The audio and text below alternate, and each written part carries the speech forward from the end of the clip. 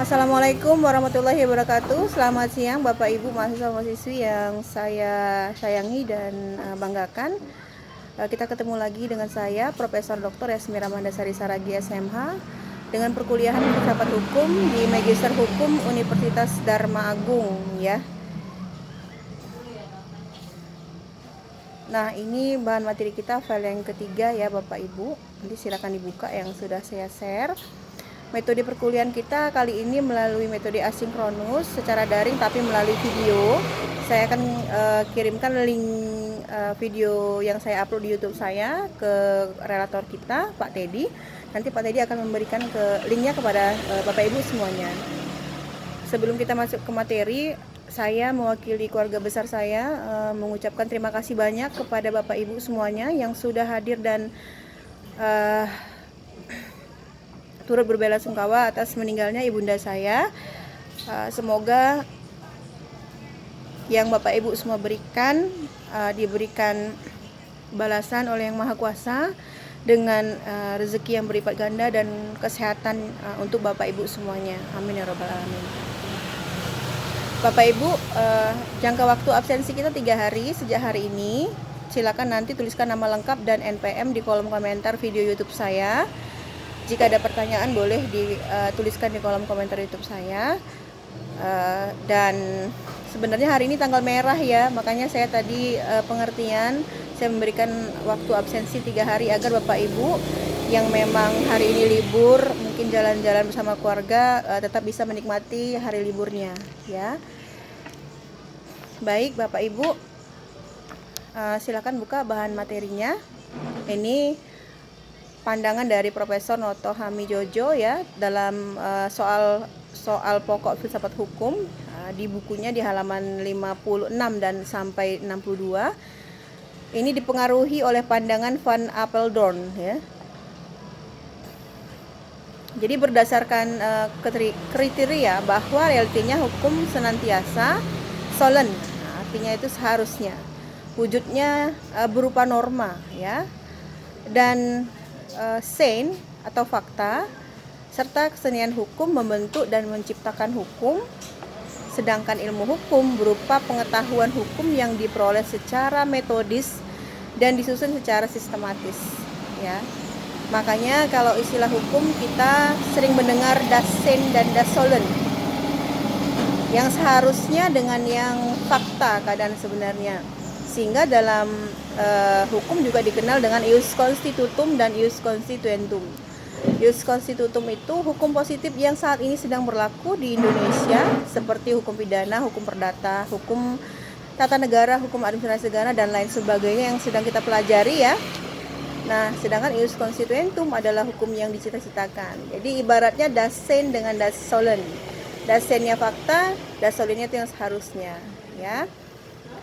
Kemudian ia berpendapat bahwa kesenian hukum atau Rechtskunst ya mencakup ya, yang pertama ada perundang-undangan, mengkaji di satu pihak, politik perundang-undangan yakni penentuan tujuan dan isi peraturan perundang-undangan.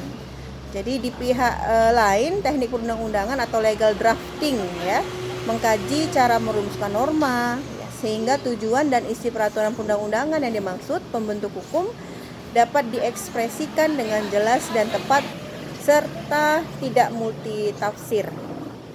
Kemudian yang kedua, peradilan, kesenian hukum yang berkaitan dengan fungsi hakim dalam menerapkan hukum atau namanya reh tu passing ya. Hakim dalam menerapkan hukum ya, istilahnya reh tu passing. Kemudian hakim itu menemukan hukum, istilahnya reh finding ya. Dan bahkan hakim itu menciptakan hukum atau rehscaping.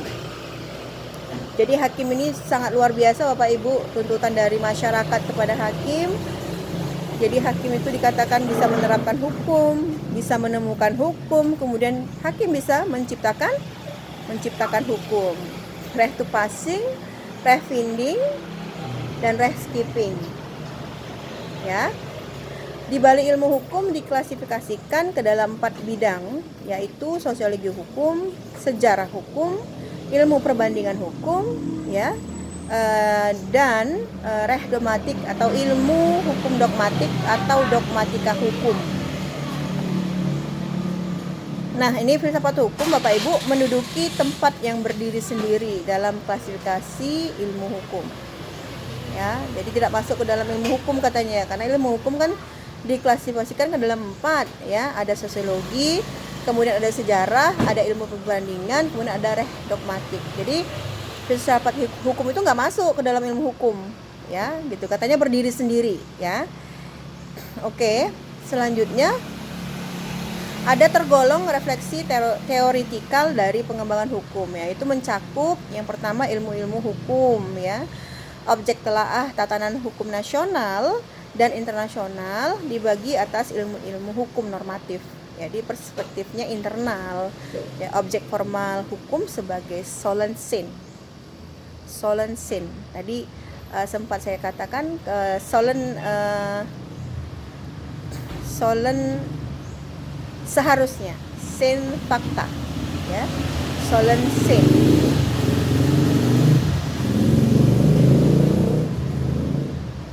Dan ilmu-ilmu empirik ya, perspektif eksternal ya, terdiri atas yang pertama ilmu perbandingan hukum. Nah, ini objek telaahnya adalah perbedaan dan persamaan berbagai sistem hukum ya. Kalau yang B ini sosiologi hukum ya, objek telahan hukum sebagai solent ya, fakta dan normal atau seharusnya. Yang C sejarah hukum. Di objek telahannya hukum dalam konteks waktu yang lampau ya. Kemudian kalau untuk antropologi hukum ya, objek telahannya yaitu hukum dalam konteks culture atau budaya ya, suatu komunitas ya. Kemudian yang E psikologi hukum ya, objek telahannya yaitu hukum dalam kaitan kejiwaan ya. Berarti Bapak Ibu tadi ya, ilmu empirik ya kan, ilmu-ilmu hukum yang terbagi atas 5, ilmu perbandingan hukum, sosiologi hukum, sejarah hukum, antropologi hukum, kemudian psikologi hukum. Kemudian yang kedua, teori hukum ya, objek telahannya itu tatanan hukum positif sebagai sistem. Ya, ini hukum positif berarti ius constitutum ya. Bidang kajiannya hukum positif ya, ajaran hukum umum, telahan, analisis pengertian hukum atau istilahnya konsep of law. Seperti ya, contohnya ini yang A, analisis asas ya, kaidah atau norma, ada figur ya, lembaga serta sistem hukum, dan konsep yuridik atau legal konsep, yakni hubungan antar konsep yuridik. Kemudian yang B ada hubungan hukum dan logika. Telahannya teori argumentasi yuridik, logika deontik ya, atau logika yang berkenaan dengan keharusan moral etika. Kemudian yang C ada metodologi, terdiri atas telaahan ya, ajaran hukum dan metode penelitian hukum. Sedangkan teori hukum praktikal telahannya teori pembentukan hukum ya, teori penemuan hukum atau metode penafsiran hukum dan metode konstruksi hukum ya. Jadi metodologi nih terbagi-bagi tadi ya. Kemudian Bapak Ibu, filsafat hukum ini meresapi teori hukum dan ilmu-ilmu hukum ya. Oleh karena itu filsafat hukum diklasifikasikan ke dalam ilmu hukum, dan pokok-pokok kajian filsafat hukum meliputi 2 tugas, landasan daya ikat hukum dan landasan penilaian keadilan dari hukum tersebut atau norma kritikal ya. Jadi ada dua tugas filsafat hukum. Yang pertama ada landasan daya ikat hukum, kemudian ada landasan penilaian keadilan ya. Kemudian untuk aspek filosofis ya, eksistensi hukum ini terbagi dari beberapa ya. Ada yang A, ontologi hukum atau ajaran hal ada dari Zinsler ya. Kemudian B, aksiologi hukum, yaitu ajaran nilai dari Ward dan Ler. Kemudian yang C ada namanya epistemologi hukum, itu ada ajaran pengetahuan. Kemudian yang D, ideologi hukum atau ajaran ide ya. Kemudian yang E, teologi hukum atau ajaran finalitas. Kemudian yang F ada namanya teori ilmu dari hukum. Kemudian yang G namanya ada logika hukum, ya. Ini dari segi filosofis, ya, eksistensi hukum dianalisis dari ruang lingkup filsafat hukum, ya, mencakup tadi, ya, A sampai G yang tadi saya sampaikan. Nah, penjelasannya, ya, supaya lebih jelas. Nah, ini kalau ontologi hukum atau ajaran hal, ya, yang dikemukakan oleh Gensler, ini penelitian tentang hakikat, ya, dari hukum. Hakikat dari hukum itu apa? Nah, ini dipelajari di ontologi hukum. Kemudian yang B, aksiologi hukum ini terkait dengan ajaran nilai. Ini penentuan isi nilai-nilai dalam hukum. Seperti apa? Seperti persamaan, kebebasan, ya, dipelajari di dalam aksiologi hukum. Kemudian yang C, epistemologi hukum, ya.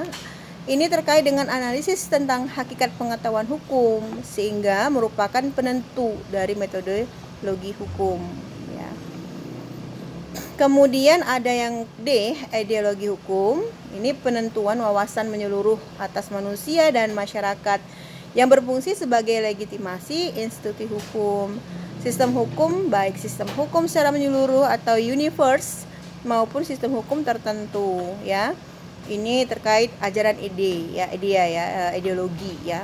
Kemudian yang ke E, teologi hukum, ada namanya ajaran finalitas, yaitu penentuan makna dan tujuan dari hukum dan fungsi hukum. Nah, ini dipelajari di teleologi hukum. Kemudian yang F, ada namanya teori ilmu dari hukum, ya.